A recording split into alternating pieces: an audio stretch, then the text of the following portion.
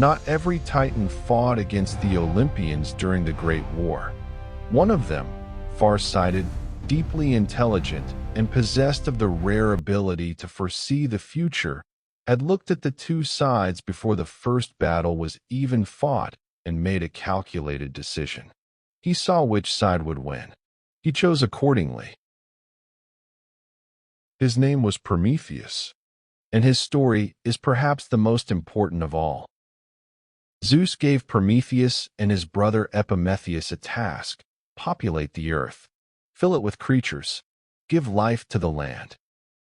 For each animal, a gift was chosen. The birds received flight, the elephant received strength, the cheetah received speed. Each creature was given its talent, its tool for survival. The work continued until almost nothing was left. Then they came to humanity. Prometheus shaped human figures from clay, upright, two-legged, distinctly different from all the animals that had come before. He presented his work to the goddess Athena, who was moved by what she saw. She breathed divine life into the clay figures, and men and women opened their eyes for the first time. But there was a problem. Every gift had already been given away. Humanity stood in the world with nothing but intelligence. Smarter than the other animals, yes, but desperately vulnerable. They huddled in caves. They ate whatever fruit happened to fall from trees. When darkness came, they were afraid of it. When cold came, they had no answer for it. Prometheus looked at his creation and felt something powerful. He was not satisfied. He wanted more for them. Athena offered counsel. There was one thing that could transform humanity's situation entirely. One gift powerful enough to compensate for every missing attribute. Fire. The sacred flame, the property of the gods, tended by the divine craftsman Hephaestus in his celestial forges, was not available to mortals. It belonged to Olympus. Prometheus did not let that stop him. When the sun god Helios parked his great chariot at the end of the day's journey, Prometheus approached it. He lit a torch from the divine flames, and he carried that fire down to the world of men. What followed was a transformation. Humans who had been cowering in darkness now had light through the night. Humans who had been eating raw food now cooked it. Metal was smelted. Tools were forged. Weapons were made. The gap between humanity and the animals they had feared collapsed almost immediately. Zeus watched all of this from Olympus. His reaction was not joy. Prometheus had acted without permission, and Zeus took it personally.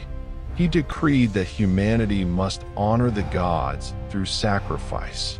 Prometheus, acting as humanity's advocate, saw an opportunity and intervened. A bull was prepared for sacrifice. Prometheus asked that he be allowed to divide the offering into two portions. He made the division carefully. One pile, the best meat, hidden under the unappetizing cover of the animal's skin. The other pile, the bones and entrails, essentially worthless, but wrapped in gleaming fat that made the whole thing look rich and impressive. He invited Zeus to choose first. Zeus saw the larger, more impressive-looking pile and took it. Humanity kept the better share. When he unwrapped his portion and found bones, Zeus understood immediately what had happened. He was furious. His response was brutal in its simplicity. He took fire away from humanity. Just like that, the humans who had begun to build something were plunged back into cold and darkness. Prometheus looked at what had happened to his creation and made his choice. He went back to Olympus. He entered the divine forges of Hephaestus, and he stole the fire a second time. When the flames were restored to humanity, Zeus saw the glow from his throne and understood what had been done. This time, The punishment would be aimed directly at the one responsible. Prometheus was seized. He was chained to a cliff face on the Caucasus Mountains, exposed to the elements, impossible to escape from. And then Zeus decreed what his eternal punishment would be. Every day, at dawn, a great eagle would arrive. It would land on Prometheus and tear open his abdomen. It would eat his liver entirely, methodically, completely. Prometheus was a Titan. He was immortal. He could not die from this. And so overnight, his liver regenerated. And in the morning, the eagle came again, day after day, year after year. Zeus came to him eventually with an offer, renounced the gift of fire, agreed to hide the knowledge from humanity, and the punishment would end. Prometheus refused. He had made his choice. He would not take the offer. But Zeus was not done. He had another punishment in mind, one not aimed at Prometheus directly, but at the humanity Prometheus had tried so hard to protect. He ordered Hephaestus to create something new, something that had never existed before. A woman. She was given gifts by each of the Olympians. Aphrodite gave her beauty without equal. Hermes gave her the power of speech and persuasion. The Charites adorned her with clothes and jewels. She was breathtaking, charming, and impossible to resist. Her name was Pandora. Before she was sent down to Earth, Zeus gave her one more thing, a sealed box. His instructions were simple and unambiguous. Give this to men. Do not open it. Prometheus had warned his brother Epimetheus, accept no gifts from the gods.